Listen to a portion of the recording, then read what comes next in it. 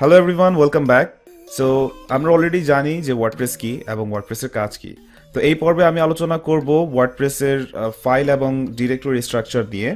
তো আমরা অলরেডি এই ওয়েবসাইটটিতে ভিজিট করেছি wordpress.org অ্যান্ড আমাদের বর্তমানে ওয়ার্ডপ্রেসের যারা কাজ করতে চাচ্ছি বা কাজ শিখতে যাচ্ছেন তাদের একটি মানে ঝামেলায় যেতে হবে না। লাইক যারা ওয়েব ডিজাইনার আছে, অলরেডি যারা ওয়েবসাইট ডিজাইন করছেন, বা আমরা যারা ডিজাইনার আছে অ্যাকচুয়ালি, যারা কিনা HTML CSS নিয়ে কাজ করতেছি, তাদের কি করতে হয় মূলত একটা ওয়েবসাইট আর কি প্রজেক্ট স্টার্ট করার আগে আমাদের একটা ফোল্ডার ক্রিয়েট করতে হয়। তারপর সেখানে index.html, তারপর একটা অ্যাসেটস ফোল্ডার, দেন অ্যাসেটস ফোল্ডারের মধ্যে CSS ফোল্ডার, দেন হচ্ছে style.css অথবা main.css, তারপর JS ফোল্ডার, JS এর মধ্যে যত জাভাস্ক্রিপ্ট বা jQuery লাইব্রেরি ফাইলসগুলো আছে সব কিছু আমাদের স্ট্রাকচার ওয়েতে রাখতে হয় বা আমাদের নিজের আর কি ম্যানুয়ালি সেটা ক্রিয়েট করতে হয়। বাট এই ওয়ার্ডপ্রেস প্ল্যাটফর্মটি আপনার এই সব ঝামেলা ঝামেলা দেওয়ার কাজ থেকে আপনাকে মুক্ত করবে। লাইক আপনার ওয়ার্ডপ্রেসের একটি সোর্স ফাইল এখানে পাবেন, যেটা কিনা আমি একটু পরে ডাউনলোড করে দেখাবো। So it's a open source software, যেখানে বলাই আছে WordPress is a open source software you can use to create a beautiful website, blog or app.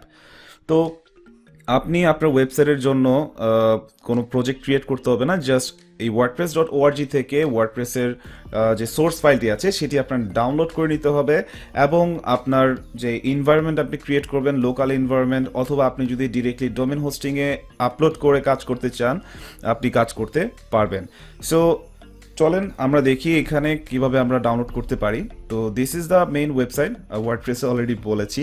এখানে একটি বাটন আপনারা দেখতে পারবেন গেট ওয়ার্ডপ্রেস নামে, জাস্ট বাটনটাতে ক্লিক করবেন, দেন পরের পেজটি নিয়ে আসবে। পরের পেজটি দেখতে পাবেন এখানে, যেখানে বলা আছে গেট ওয়ার্ডপ্রেস। নিচে একটি বাটন দেখতে পারবেন আরেকটি ডাউনলোড করার জন্য, মানে ওয়ার্ডপ্রেসের যে কারেন্ট ভার্সনটা আছে, ওয়ার্ডপ্রেসের current version right now is 5.3। এই ভার্সনটি যদি আপনি ডাউনলোড করতে চান, অবভিয়াসলি বাটনে ক্লিক করবেন। সো আমরা এটাই করব, বাটনে ক্লিক করব।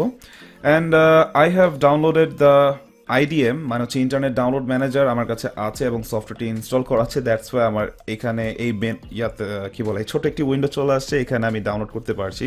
বাট আপনাদের হয়তো এইটা সফটওয়্যার নাও থাকতে পারে। সো ডিফল্ট ব্রাউজারের যে ডাউনলোডার আছে, ওই ব্রাউজার ডাউনলোডারে আপনার সেটা ডাউনলোড হয়ে যাবে।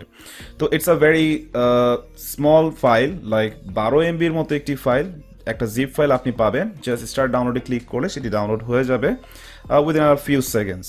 আপনার যদি ইন্টারনেট স্পিড ভালো থাকে সেটার উপর ডিপেন্ড করে এটা অতি ফাস্ট ডাউনলোড হবে অথবা অতি স্লো ডাউনলোড হবে। সো আমার ফাইলটি ডাউনলোড করা ডান।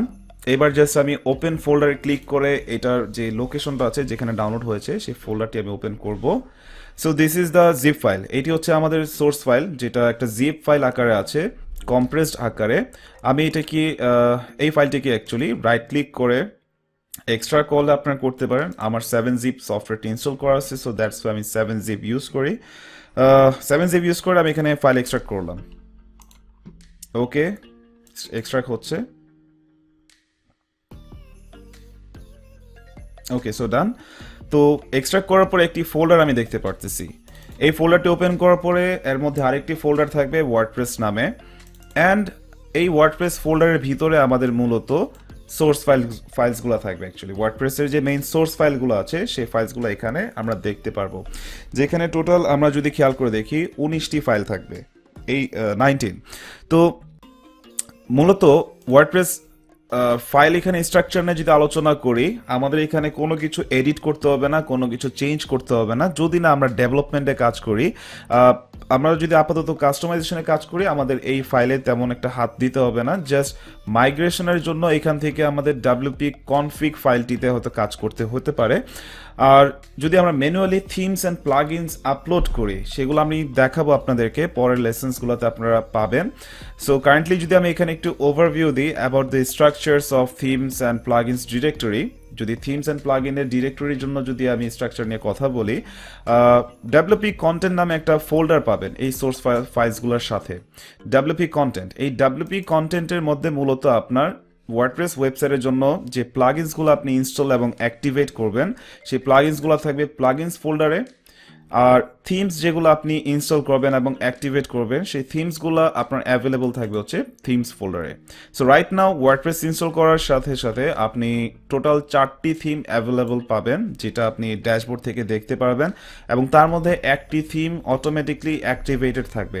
সো এই জিনিসগুলো নিয়ে আমি আরও ডিটেলস আলোচনা করব আমার নেক্সট লেসনে। অবভিয়াসলি আপনার চোখ রাখবেন সেই লেসনসগুলোতে এবং প্রতিনিয়ত প্র্যাকটিস করতে হবে আমার প্রত্যেকটি লেসনে। সো আশা করি নেক্সট লেসন আবার দেখা হবে সবার সাথে। So thank you so much এতক্ষণ পর্যন্ত ভিডিওটি দেখার জন্য এবং আমার কমপ্লিট ওয়ার্ডপ্রেস কাস্টমাইজেশন কোর্সের সাথে থাকার জন্য। ধন্যবাদ সবাইকে।